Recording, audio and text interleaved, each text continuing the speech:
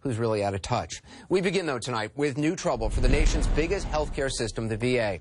Now, it goes beyond a new and deeply critical report that's out today. This is reporting you'll only see here. It goes beyond what whistleblowers have told a congressional committee, which is hearing testimony again this evening. It's a product of the surge of wounded warriors who gave so much in Iraq, Afghanistan, and before that in Vietnam. And we'll have more on that mess shortly and whether anything can be accomplished by sending American advisors back into Iraq. But first, the human consequences back home of that flood of combat veterans. People asking for nothing more than timely access to the medical care their country, all of us, promised them.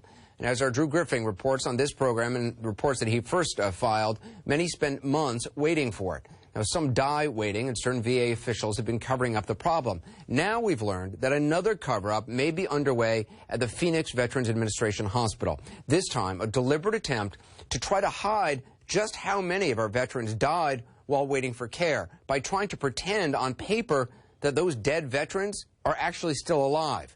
It's a shocking allegation. It comes from the scheduling clerk who, for the better part of a year, says she was ordered to keep a secret waiting list in her desk drawer. Pauline DeWinter has never spoken publicly about any of it until now. Senior investigative correspondent Drew Griffin tonight has the exclusive interview. Pauline DeWinter, a scheduling clerk at the Phoenix VA, is coming forward because she believes she knows something that is frankly unthinkable. And that is saying something considering the shameful facts of what we already know happened at this VA. She says someone now is trying to hide the number of U.S. veterans who died here waiting for care. In 7 cases so far, where she has determined a veteran on a waiting list was in fact deceased, she says someone above her has changed the record back. The veteran suddenly listed as alive. Somebody is going on that electronic wait list, and where people are identified as being dead, somebody is changing that and saying, no, they're not dead. Correct. To hide the fact people died on that list? That's my belief. What would be any other purpose? There wouldn't be any other purpose. Why? DeWinter says the numbers of dead in this VA waitlist scandal may be even bigger than first reported. And someone, she says, is trying to cover up the record. And that has been happening fairly recently. Yes. That is a cover-up. Yes. Did you feel that the investigators are onto that? Yes. Because you told them. I have surrendered evidence, yes. If there ever was a doubt there was a secret waiting list at the Phoenix VA, DeWinter says she's here to lay those doubts to rest. Beginning early last year, she says she was told by managers to take requests for new appointments from veterans seeking care and hide them. What happened to those people? They went into a desk drawer. So if you called for a new appointment thinking you were being placed on the electronic wait list, you were actually being placed on a piece of paper in somebody's desk drawer? Correct. Is that the secret list? Yes. That would be the secret list. And there's no doubt in your mind that was a secret list? No doubt. The secret list began in early 2013, she says, because of a waiting list for treatment here that was simply getting out of hand. 1,700 veterans were on it. DeWinter says you couldn't get an appointment for at least 9 months. And with 40 patients coming in each day, the list and the waits were growing longer. That was a problem, because nationwide the VA had set a goal. Every patient had to be seen within 14 days. The solution at the Phoenix VA, according to DeWinter and others inside this hospital, keep one list that lied, showing veterans were getting appointments, and another list, a secret list, that tallied the true and shameful backlog. So as long as the secret list kept growing, the goal was being met. Mm-hmm. Yes. That's terrible. It's beyond horrible. There simply were not enough doctors, not enough appointments to handle new patients, backlog patients, and yes, very sick patients. DeWinter, a scheduling clerk, was making life and death decisions. And that really overtook even the wait list, because now I have a consult where veterans are very sick. So I have to ease up on the wait list, which sounds so wrong to say, but and work these scheduled appointments, so at least I felt the sickest of the sick were being treated. And you're making basically those triage decisions? Yes. So you're bumping one veteran for the other based on who's the sickest? Yeah. Yep. The stress, she says, was unbearable. Then came the call she had to make in early December. She finally had found an appointment available for a Navy veteran who had come to the VA months earlier urinating blood. So I called the family, and that's when I found out that he was dead. DeWinter would not tell us the patient's name, but it matches this story reported on CNN early this spring. Sally and Teddy Barnes told us then that their father, a Navy veteran named Thomas Breen, died in November of 2013 after repeatedly being denied care at the Phoenix VA. They call me December 6th.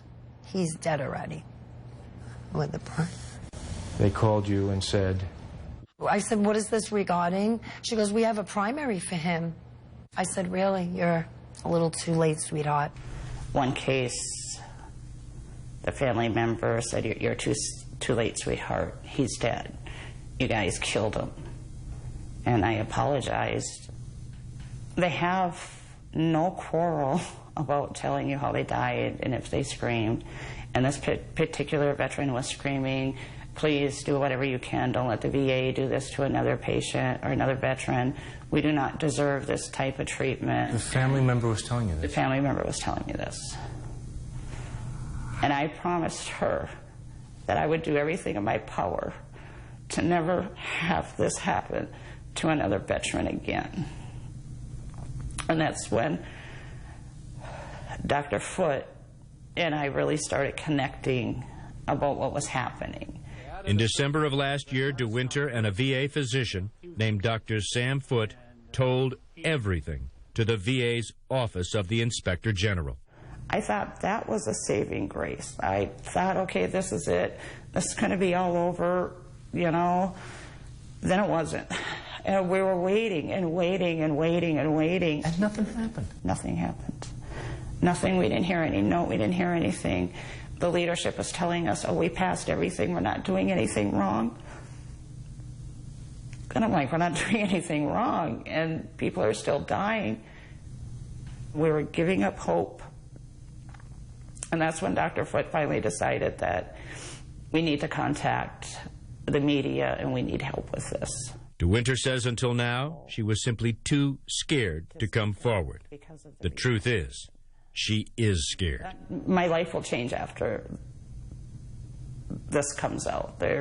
I will have people at work who are not going to like me because of what I've done. And I'll have other people at work who say, thank you for doing what you've done.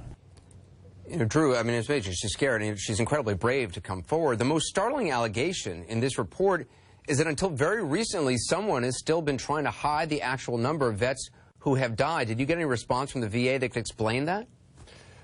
Not really, Anderson. We asked and got a rather bland, I would call it a generic response. It just says that the new acting secretary at the VA is saying we must work together to fix the unacceptable systemic problems in accessing VA health care, and that the VA is taking action to accelerate access to care and reach out to veterans to get them off these wait lists and clinics. But you're right. I mean, this is a cover-up that's going on in real time. This is, since the scandal broke, what Pauline DeWinter is alleging is somebody is still trying to cover up just how bad things are there. And the idea that she's being called in to make life and death decisions is just insane. This wasn't the only bad news coming out about the VA today. A scathing new independent report is exposing some of the worst horror stories yet. Yeah, the Office of Special Counsel, Anderson, this is a group of government prosecutors. They work for the government. They protect and investigate claims being made by whistleblowers like Pauline DeWinter. This agency released a letter today to the White House, which is really unreal. It details how the VA has ignored egregious examples of poor patients' care for veterans. In one case, a veteran kept in a mental facility for 8 years before ever being evaluated by a psychiatrist.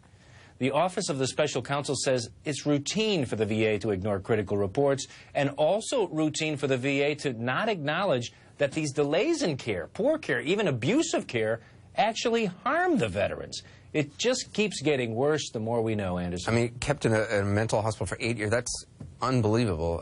Drew, as always, great work. Thanks very much. A reaction to Drew's reporting now from Republican Congressman Jeff Miller, who chairs the House Committee on Veterans Affairs. Here's what he told me earlier this evening when he saw the report. For somebody like this whistleblower to have been forced to make decisions that only medical providers should be making to triage patients as to whether or not they should be put in a drawer is just certainly unconscionable, but even more so for the very people that were supervising the people making the decisions to have continued to get promotions, bonuses, and to fight. And to call these folks disgruntled employees is beyond the pale. We're going to have more of my conversation with